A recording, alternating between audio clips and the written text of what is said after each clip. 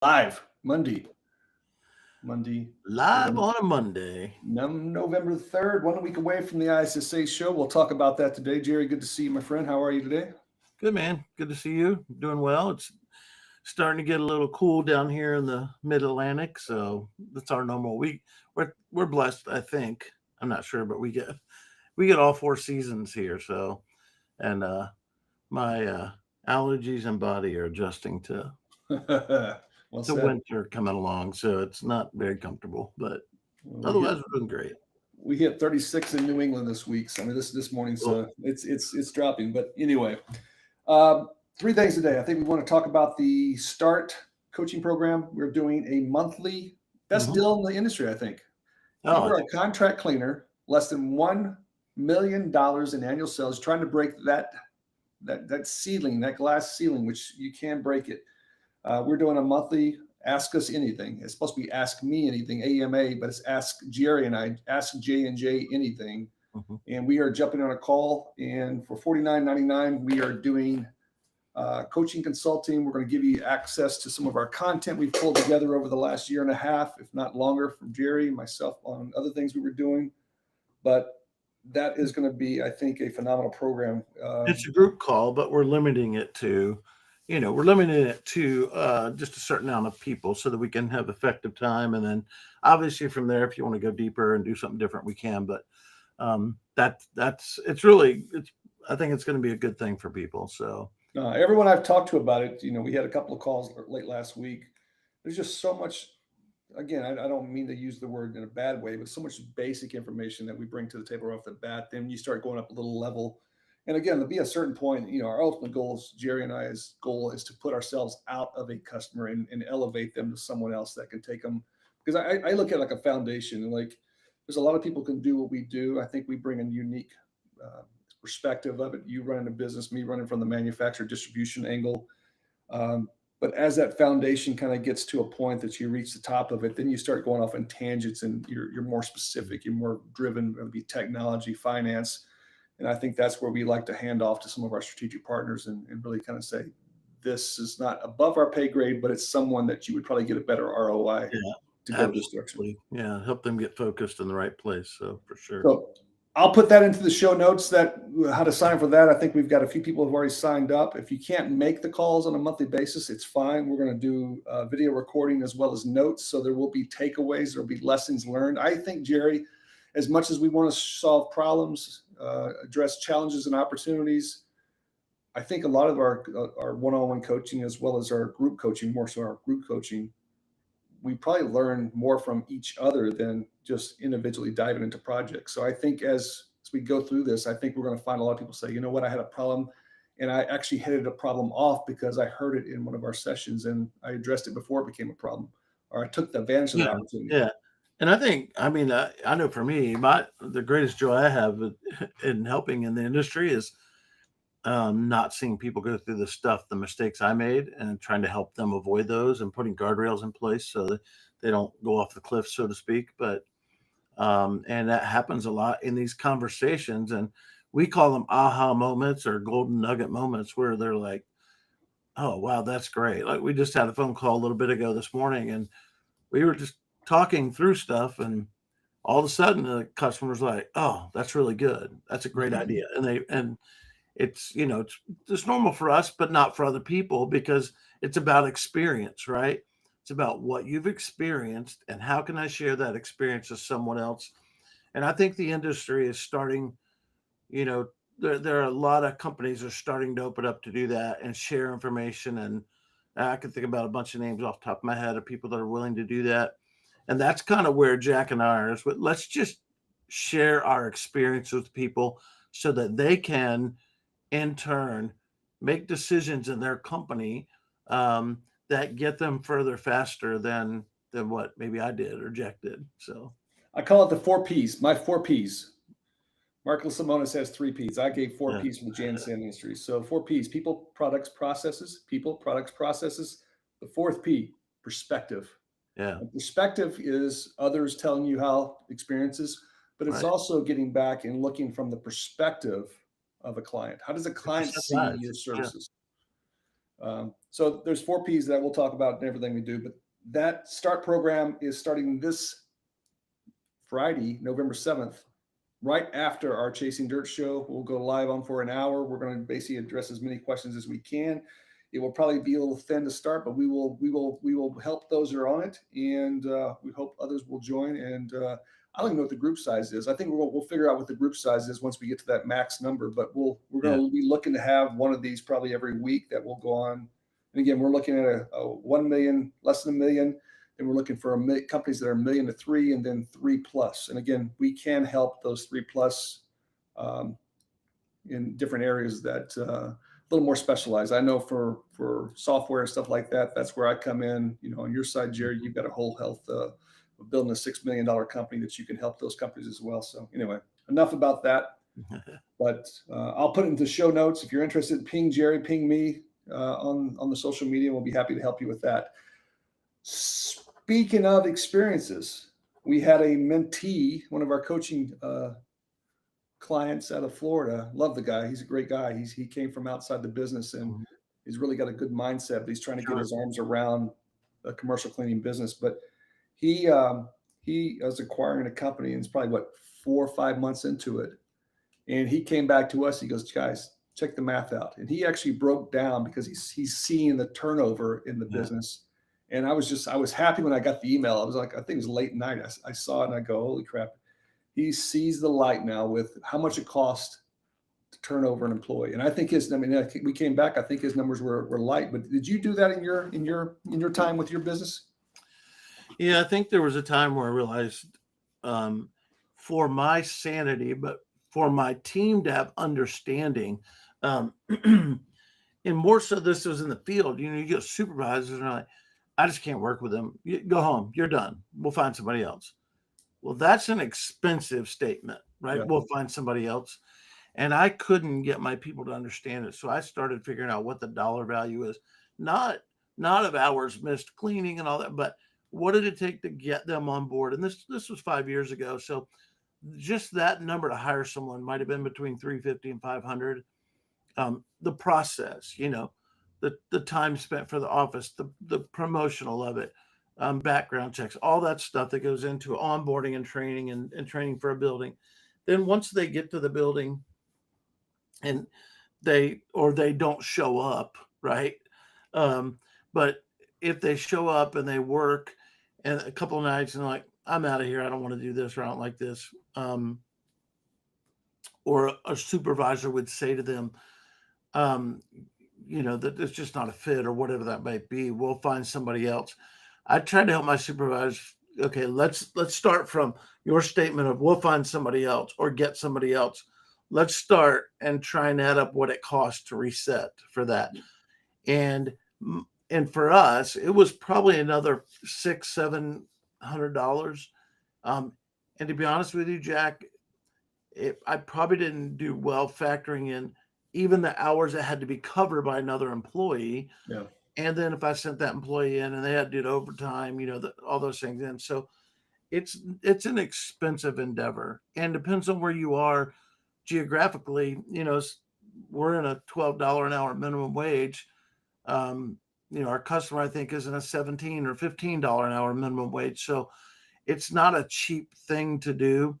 So for us, it was important on the front end, ask as many questions as possible in the pre-screening phone call, help them understand.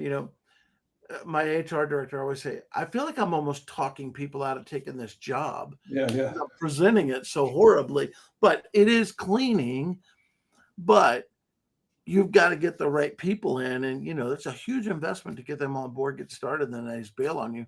And on the back end, I would venture to say, because of all the administrative work, the covering, it's probably double what it is to get them on board. I'm just throwing it out there as a thought, but it very well could be. So. No, I agree. I think my former life, I was always encouraging our training manager. I go, try to run them off before they hit the market, because there's a soft cost and a hard cost, right? The hard cost, you can put some math to that. What I did recognize, one of our clients when he gave the numbers back is that morale, when someone just decides to leave 2 days later, all of a sudden morale of that account and the word spreads of why did he leave or she leave or whatever happened. But that soft cost, that hard cost, but you also, my luck, if I hired somebody, the client probably would love them, and all of a sudden they turn around 2 weeks later and they're gone. The client goes, "What happened? Why didn't they want to stay with you? Yeah. What am I missing?"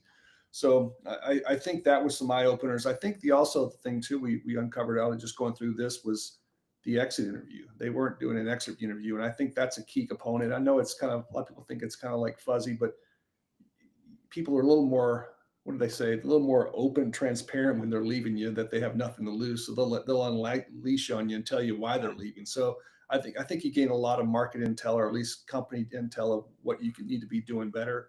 Again, there's always two sides of every story, but Right. But even that, even if they're willing to give you a stand up 5 minute conversation, that's an opportunity to rescue that employee, yeah, to say, so I just need to understand better why, well, it could be the pay, you know, it could be the atmosphere, culture, but a lot of the time it's going to be the supervisor that they bail on. And I would ask the question, well, so tell me more about that. Why is that? Why do you feel that way towards them? I don't see that side of them. I feel like they're pretty professional and they've done a good job. We don't have that problem anywhere else in the company except for with you. Well, we don't jive. We clash. We bang heads. Well, why is that? Right? It's that back to the 5 why questions yeah, we ask. And eventually I get to, you'll get to some story that, they might be distant cousins, or there might be family, or there might be, we just butted heads, right? And I just don't like them. And I would say, well, instead of us and you going through the whole process of getting another job, would you be willing to sit in a room with me and let me moderate? Let's see if we can figure out the tension there and ease that, and see if you guys could find a way to work together. yeah. That's a lot of work, but it's a whole lot cheaper than flipping employees. No, And absolutely, on absolutely. the back side of it, Jack, for me, where I was worried the most, and I'm talking about this a little bit next week in Vegas at the national show, but I'm talking about customer retention through tremendously good customer service. And I think it's a bad look for you to keep flipping employees in a building, because at some point, there's a lot of leeway in our industry. I think people understand it's a hard business, but at some point, you go through 4 or 5 people in a building in 2 or 3 months, somebody's going to start scratching their head and going, "What's going on over there?" I've Yeah. given you 5 passes to this building, and so you got to do your best to, be slow to hire, slow to hire, slow to hire. Yeah. So No, I think the other takeaway too is, I was thinking about, I'm looking at the email right now. You make money on offense. You don't make money on yeah, defense. yeah, And I think when you have to put somebody just by reaction on defense, all of a sudden you take an offensive player, a frontline manager, and you're going to put him back into finding somebody, training somebody. You've taken them off the yeah. front line of that customer experience, that front line of finding new business opportunities. And I think that shift too is underestimated as far as what that value. Ryan Shank said that the other day when we were talking about commission program, or kind of incentive program, is what is that person, what that person would have stayed, what would that person who's now having to fill the gap or retrain or rehire, what could they be doing on an offense to make money? So I just think it was an interesting conversation, and I'll encourage everyone to really take a dive into that. Even last point I'll bring up is, we did bring up the Dream Manager. I still think that book is worth reading. Mhm. I'm going through it through audio. It's called the Dream Manager, but it really talks about um, everyone. Maybe you did, Jerry. I don't think I definitely didn't, but no one gets into this business unless they're born into it or they just stumble into it. And I stumbled into it and I enjoy it. But at the same time, it wasn't my dream. It became my dream. And I think sometimes you got to get those people who are just now getting into the business, that typically flip pretty quickly, is to really understand what their dreams and their passions are, and say, hey, if you can help me get where I need to be with my dream, I can help you get to where you need to be with your dream. And I think that's a really good conversation. And sometimes those dreams become the same over time. Well, and I think a lot of people that get into business on their own, there's a goal, a personal goal they're trying to achieve, or they want the freedoms, right? And you do have a lot of freedom when you own a business, but it's a lot of hard work. Don't Yeah. be fooled. Don't step into owning a business, especially in this industry, and think, this is great. I'm gonna own my business. I'm gonna be the man and I'm gonna do this. I'm gonna do all this. Look, it's a lot of hard work. The luxury of owning, your own businesses, at some point, you'll have the capability to do some things that, you can control your own schedule, do vacations, things like that. But when you're in it and you're running it and all, it becomes who you are, your life, and you got to be passionate about it. And my avenue was is we owned and ran this business because we wanted to help people make a better life for themselves and live better, have a better family scenario. And so our goal was to get them in a position where they only had to have one job. They had to work 2 or 3 jobs. And to us, it was about having moms and dads that didn't have to steal time from their families. So that was our driving factor. That was my passion. And this business is one of the ways that we were able to help people do that. And so it's definitely something you got to park in the back of your mind. And if it's not, it's not an easy business, but it can be a rewarding business for sure. Personally, if you do the No, right thing. absolutely. I agree. I think Mm. every day is different, so that's what I enjoy most about it. But anyway, Yeah. so all right. So we talked about the START program. We talked about the cost of losing an employee or a team member. Next week, ISSA out in Vegas, starting up next Monday. What is that? Whatever that date is. What is the 10th? So Yeah. 10th through Thursday. So Monday through Thursday. Looking forward to being out there. What are you looking to accomplish out there, Jerry? You're a featured speaker, so your internet fame is now becoming a Oh, speaker engagement. So that's man, look awesome. at me. I'm a YouTube fan or speaker. Speaking at events. Yeah. No, next, I'm looking forward to it. ISSA, BSCAI. I'm really looking forward to it. Excited about, um, just getting to see all the people in the industry. But my favorite part about it is going through the day and just catching people when they come out of a session or at the end of the day going to dinner and they're just like, I did not understand that there was this much about this industry that I could learn at these events, and it's a great tool. Um, but yeah, I'm going to be there. I'm speaking in one of the sessions on exceptional customer value, customer service, and how to do that well in this industry. And I'm using some of my personal experience with that. I'm talking about 5 pillars of great customer service. I'm going to talk about ways that there's some unreasonable customer service with customers that you would think, why on earth would you do that? But it's about customer retention, and it's about employee retention as well. But um, if you get in this business and you treat the customers well, you can grow. I literally, this, Jack, I grew my business because of the way we treated our customers, the way we treated our employees. Nice. And so I'm just going to give 4 or 5 things on how to do that. And there's a ton of other great speakers in there. I know our friend Claudia St. John, and I know Paul Greenland. Oh goodness, I saw the list the other day. I'm trying to think of everybody. There's just some amazing people that are going to be, and some business owners that are currently own their business are going to give you some how-to steps. And that's what I love about the whole industry is people are starting to open up and share. And on the show side of it, we have the trade show floor. You'll get to see a lot of the new equipment, software, all those things. I was just fascinated last year. I walked around and I was like, they got drone power pressure washers. And Yep. I was just staring at the video, looking at it going, maybe I should get back into this. This is a fascinating. But it's great. It's a great show to go to. I mean, obviously Vegas is probably a fun place in general, but it's just if you're not registered to go, get registered. I think you should try and make it. It's worth every penny of it. My first show there, my business changed dramatically when I came back. Nice. That's how much I learned. So Yeah. Yeah.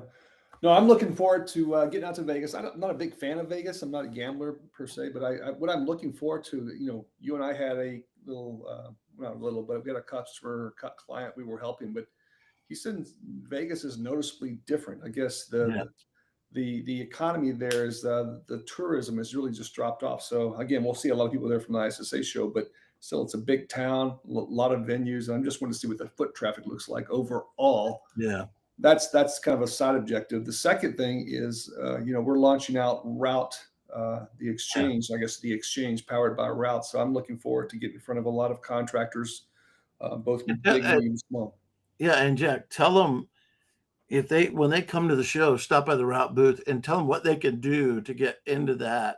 Because I'm fascinated about, I'm on the coaching side with you guys, but I'm fascinated by how well that exchange and platform is going to be able to connect businesses together. We talked the other on Friday. We talked on the show about how there was business that I turned down because I didn't have regional partners or national partners that I could lean on to subcontract with, and Route is absolutely blowing that issue out of the water. So tell them, even at the show, can they register? Can they get involved? And what it costs and all that just to get involved. So No, there's no cost right now. If you're a contractor, you just want to be visible in the platform. All we're asking you to do is no cost. Sign up, complete a profile. It takes all of 5 minutes. yeah. That profile is going to be the critical part, because there is someone just like you looking for you out there. And I think that's the takeaway, is that, I just talked to a guy, and I got to get this email. I was just talking to one of our potential clients that's going to be a prime contractor position, but he's looking to outsource several accounts in Phoenix. So this weekend I went just through the whole state of Phoenix, or excuse me, Arizona, and just started pulling as many contractors as I can into the system. And basically, when they complete their profile this week, he's going to come back to me and say, these are the type of contractors I'm looking for to provide the following services and the problem account types. At that point, we're going to send alerts to you and say, hey, listen, these opportunities exist. Are you interested? And all you have to do, again, I cannot say this enough, because everybody has a bad connotation with subcontracting. And I'm not saying it's your core business, but it's just going to be a small subset of it. But a good deal is a good deal. It may not be a perfect deal, but it's going to be a good deal. And the way I look at it, and the way I pitch some of these contractors I'm talking with, I'm going, what is your cost of acquisition? What is your marketing cost to pick up brand new business? Most of them don't know. The ones who do know it's above $500 to $1,000 to pick up a brand new client.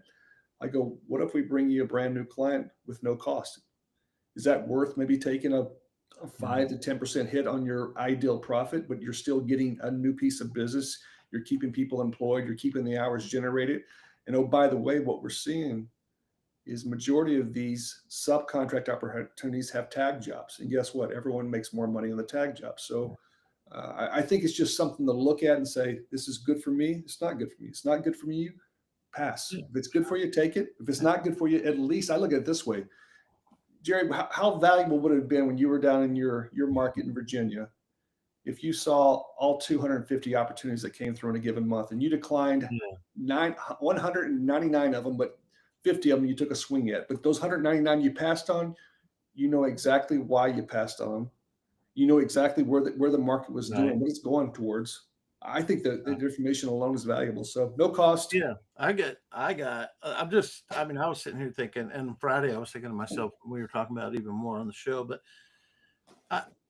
I used to get phone calls from some of the bigger companies in the country. Hey, would you be willing to sub with us?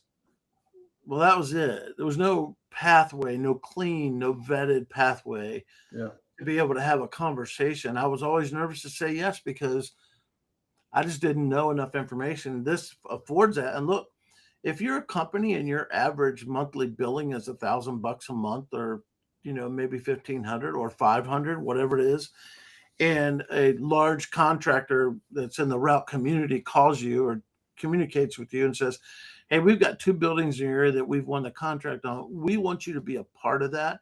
Can you help us out? Well, number one, I already know they're vetted pretty well. I know things are going to be done above board because they're part of the community and you guys have vetted them well. And I'm looking at 2 buildings that are probably $4,000 or $5,000 a piece. Yeah. I would have never got that on my own. Yeah.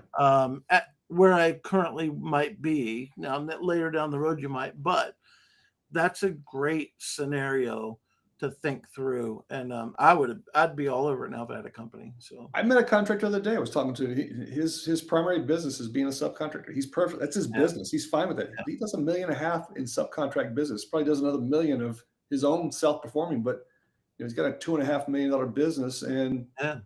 over half of it he didn't have to work for. Now there's some risk involved with that. I wouldn't say go that heavy into it, but he says, Yeah. Jack, I know that if I provide my service and the scope of work is clean, I don't get scope of work creep. I stay within the lines, and the client does what they need to do with the client. He goes, I'm golden. Yeah.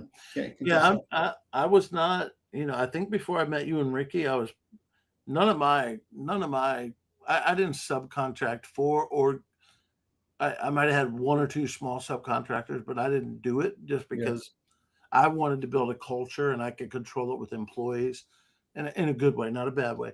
But now that I look at it with what you guys are doing, I'd be way more open to it. I'd definitely be trying to create a percentage of my business to subcontract. Yeah.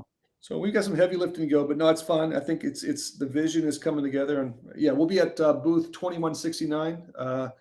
My ugly ass will be there answering questions, doing demos. So come by, see us. If you see me on the floor, I think we'll have a way to sign up too. Just go to getroute.com, say claim your company. That's all you need to do to claim your profile. I'm going to start this week doing little 20-minute demos just to kind of get the momentum going. But I don't care if you're, I've got some pretty big calls with some pretty big contractors. But I think, Jerry, if everything goes well with our pipeline, we're going to have 25 very large companies by the end of the year, and it's probably going to be probably 4 to 5 billion worth of annual revenue pushing through those companies. And again, give me a piece of a that. small percentage that will be subcontracting, but still, that's a lot of big companies coming on board. So I'm looking forward to it.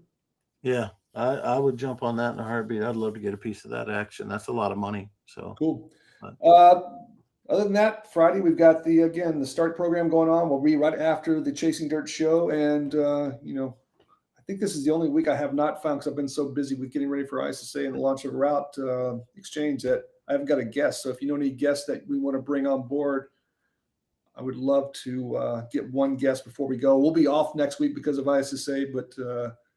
if you think of anybody, let me know. Or if anybody wants to volunteer, anybody's listening at this point, 27 minutes into the episode, Yeah, you can be our guest. At some point we'll have to get Marcus Lemonis on here. I'm sure he would love to come be on. Yeah. I love that guy, man. I got some stories to share with that one though, but anyway. All right. Well, good show. And we'll talk later this week, I'm sure. All right. Take care, buddy. Thanks.